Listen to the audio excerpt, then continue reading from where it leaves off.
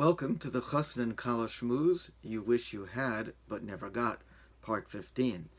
I remind everybody, and this is extremely important, because with each discussion that we're having, we are going deeper and deeper into sensitive, important matters of Torah and psychology. And I remind you, please listen to these discussions from beginning to end very carefully.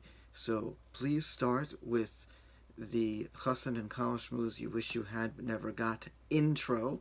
That's what it has, the word intro in it. You can Google that, and then automatically the playlist will cause you to go through all of them. You're not doing yourself a favor by skipping steps, because you will understand aspects of it incompletely, and this is already, in many respects, a unfortunate situation that such private matters of Torah Sheba'al Peh are discussed in an open manner.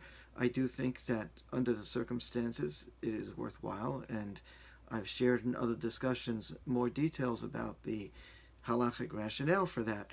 However, it is important that we keep this as close as possible to a discussion from one person to another, and that involves the listener to take the time to listen carefully and follow the discussions in order. Also, if you're interested, there's a PDF available of much of the substance of these conversations, which you can email me about. So we are continuing in one of the most puzzling and challenging discussions in halacha, which is what is really permitted sexually and what is not, what is preferred and what is not. These matters are not as simple as they seem.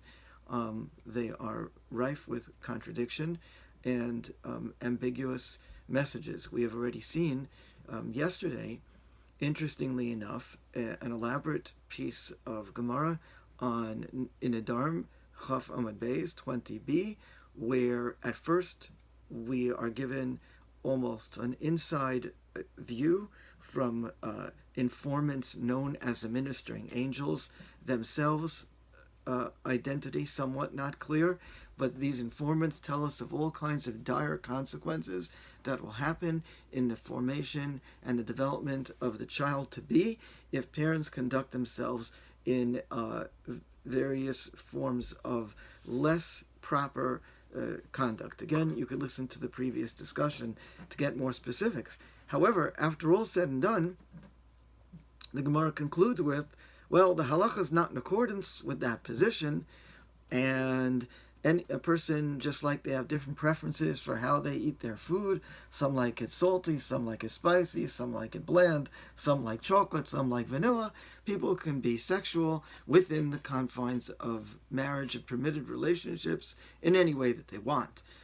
What's confusing about that already is, and we discussed this yesterday, in the previous discussion, if all these dire consequences are being predicted and they're being attested to by people with such a title as ministering angels, why would we ignore that advice?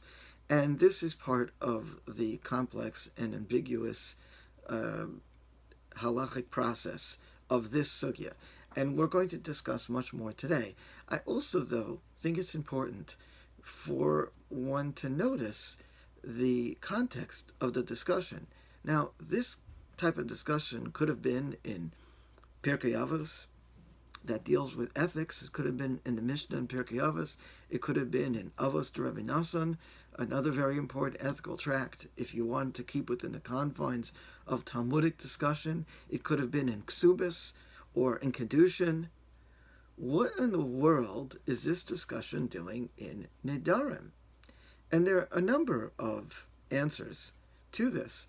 I will say that probably a key answer is that Nedarim, the tractate of Nedarim, deals with oaths. Oaths is when you think about it, an oath, a promise, a word, is built on a spiritual and theological principle, which is that what a person says counts. What you say means something. It is not just words, but somehow or another, theologically, philosophically, spiritually, Your words have a bonding, creative power, and we know, however we understand it allegorically, the world was created with words. It says God said, God spoke, and furthermore, we even saw in the segment of Gemara yesterday, we saw that one of the euphemisms used for sexual intercourse, and the word intercourse itself also can be used for discussion, but one of the euphemisms that the Talmud used for sexual intercourse is sach, to speak. So speaking is a representation of the power to concretize that is which exists in our minds. And even deeper than that, even when we think words, we're already concretizing concepts and symbols that actually are far deeper and broader than the scope of the words, right? You can say the word mother, and you can think the word mother, but if you actually meditate on mother, think of the world of feelings, emotions, associations that you have connected to the word mother. So you can say the word marriage, and you can think the word marriage, think of all the associations and connections and meanings that are connected to that word marriage. So even a word that you're thinking is already a concretization and a representation of something that actually is much beyond any single idea to contain. And yet, as humans, this is what we do in the world. We concretize things, we build things, we create things. We have an idea, we talk about it, we plan it, we execute it. You have design for a building in your head, you figure out how you're going to do it, and you actually do it. And so too, our own speech and our own language is a concretization of much broader thoughts. And that's why the Chachamim, the sages, were speaking here intuitively about something very deep. The sexuality and love, on one level, is the thought being turned into an action and creating something. Stay with me on that for a minute. Sexuality itself is procreation. It gives birth to children. Now, we're taught that even when somebody is sexual and they do not procreate, if their intentions are good, they create good malachim, good angels. If they're bad, they create bad angels. There's a whole medrash in Bereishis Rabbah, I forget where at the moment, where it talks about where Adam wandered in some kind of self-exile for a period of years, and because he was not with his wife, he was creating demons. What are they saying? What they're saying is that the power of our thoughts are constantly creating things, sometimes only in our head, sometimes they become words, and sometimes the words which represent concepts even become translated into a form of reality. So there is the universal called a home, which is an idea that exists not in reality. Then there's our thought of what we'd like a home to be.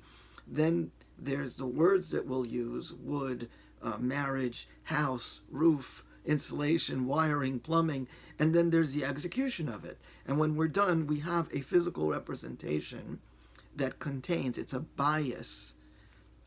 Talk about the word bias. The Aramaic word for wife, debisu, means bias, means house. So we have all these lofty, symbolic concepts that actually cannot be contained in any single one idea, in any single one thought. It may take thousands of years of civilization to truly develop the concept of what a house means, of what a home means, what a marriage means, what love means, what procreation means. But one thing the rabbis understood, they understood that the moment where heaven meets earth, the moment where the rubber hits the road, as it were, where is that point of contact? One of those points of contact is during the sexual act. And so, what they're really saying in a symbolic and very broad way, aside from a practical way too, because we still have yet to fully resolve the halachic conundrum and the complexity of what really we're supposed to do. Are we supposed to indulge in our lust and enjoy sexuality for the sake of marriage and connection? Are we supposed to abnegate and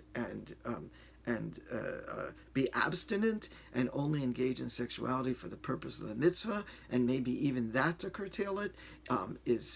Were the ministering angels correct that any type of a kind of lustful or abandon or physical behavior during sexuality has consequences on the development of the child? Was Rabbi Yochanan correct, which we saw, who said you can basically engage in sexuality in whichever way pleases you if it is with your spouse? Who's right? We don't know yet. We have a lot more to talk about in this very, very complex, esoteric, foundational aspect of life and Judaism. And you can't separate life from Judaism, because Judaism is not a religion alone. Judaism is a culture. Judaism is a way of life. It is how we believe as Jews God has wanted us to live. And he wanted us to live. He didn't want us to die or be miserable. So what I'm trying to say is the idea that all this is contained in the Nedarim is because the act of creation, that is the act of sexuality, it creates life itself, quite possibly. Symbolically, it creates life because we know that we could create life, or we have created life in the past. It creates a bond, and it creates a connection, and it holds a family together. So all that is about the unfocused, symbolic, broad ideas of sexuality and love and the foundations, really, of the world, translated into words, translated into action. And it's because of that what one has in mind, how the degree of love, the degree of connection that exists between the husband and wife, because of that there will be an impact on the development of the child's soul. Perhaps even if the child is already born, the development of the child's childhood, because does he exist in an harmonious family and in a harmonious relationship where the mother and father love each other? All these aspects are being created by the bond, and they're being concretized. And therefore, what you have in mind, what you feel, what you believe is an integral part of the process. And that is the theology and the spirituality behind the sacredness of oaths and the sacredness of all thoughts. So we will continue to discuss this next time.